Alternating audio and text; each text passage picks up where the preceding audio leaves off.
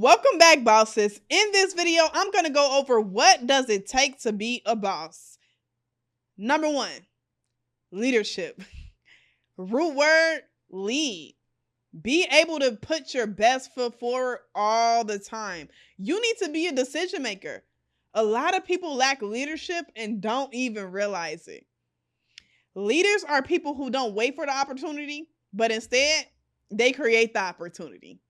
Right? So you got to ask yourself, am I a leader? And number two, accountability.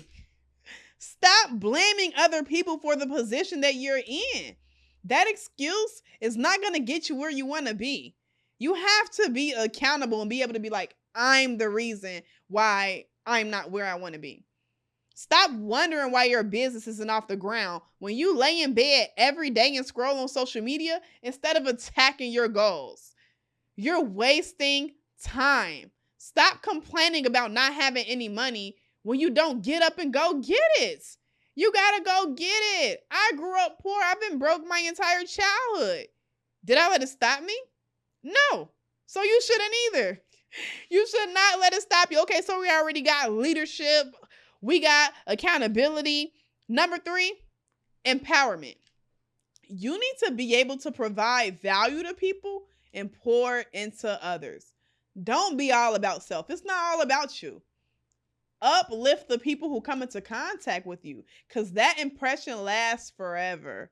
Okay, some people think that being a boss is being so full of themselves and not connecting with people. No, you have to be a people's person, right?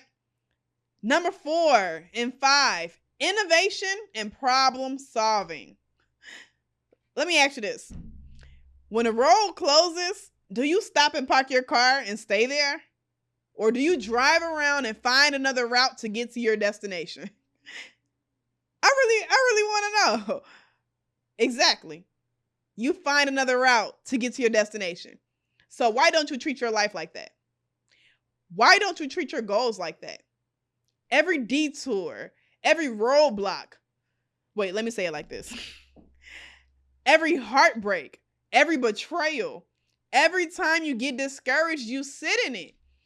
It's like you park and sit there instead of pushing through and finding another route. Because if you were driving that car, you wasn't finna park and get out because the road closed. You was finna find another routes. That's how you need to treat this life. That's how you need to treat this process of entrepreneurship. People always ask me if I ever failed. I always say, how could I fail if I kept going? You only failed if you quit. And realistically and honestly, some people watching this are quitters. And that needs to stop today because you're going to keep starting and stopping. And then every time someone asks what's wrong, you're going to keep using the same excuse, or should I say the same detour that you've been using all year when you saw that road closed sign when all you had to do was go around. All you had to do was go around. Do you know what an innovator is? An innovator is a person who introduces new methods, ideas, or products. Being an innovator in entrepreneurship means always looking for new ways to solve problems, meet needs, and create value. It's about challenging the usual way of doing things, thinking outside the box, and bringing fresh ideas that shake up industries or start new ones. Instead of just following trends, innovators create them. Innovators create them by offering unique products, unique services, or new business models that fills gaps or make things better. Innovating is challenging and can involve multiple setbacks. But successful innovators are resilient and persistent in overcoming obstacles and adapting to new information or changing circumstances. That's what being innovative is in itself. You need to be a problem solver. And there are ways to be a problem solver, and I'm going to give you one. One of them involves personal development, and then I'm going to give you another one. And that one involves sales strategy. All right. The personal development side includes being able to push through obstacles, not make excuses, and be solution based. When something happens, you need to have a natural instinct to solve and not to soak in the issue. Okay? Solve, not soak.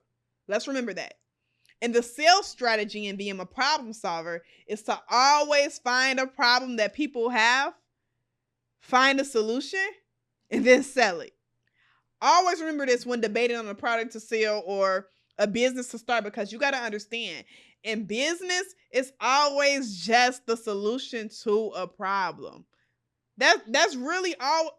I'm sitting in this chair right now because people need a place to sit. So someone invented it, right?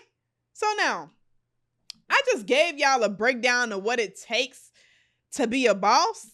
So I really want you to implement it. I really want you to do what needs to be done, to be a leader, to be accountable, to be innovative, to be a problem solver. And then my advice to you is to seek guidance, seek mentorship, because you can't do what you don't know.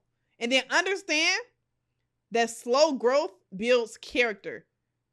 In order to be a boss, you need to build your character.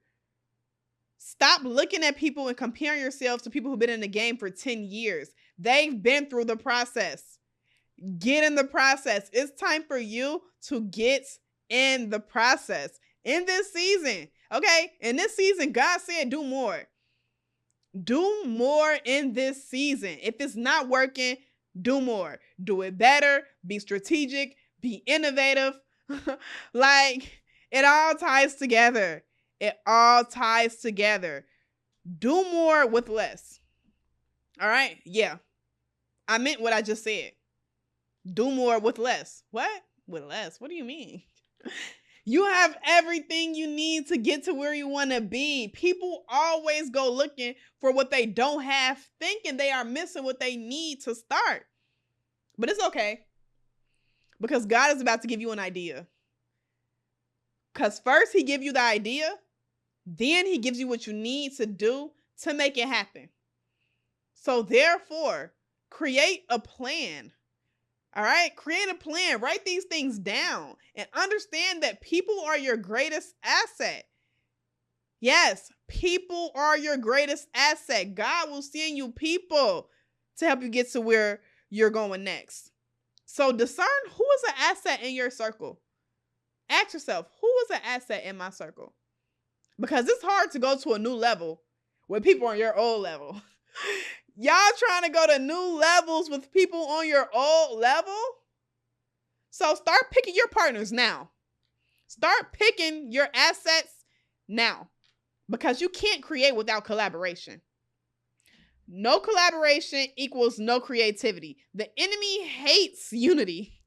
You walking around with a small circle saying, no new friends, can't nobody be around me. But if you knew everyone you needed to know, you'd be everywhere you needed to be. And I'm going to leave y'all with that, all right? Go ahead. Y'all know what to do. Let me know what you think in the comments. Like, comment, subscribe, stay a boss, and I will see y'all in the next one. Bye-bye.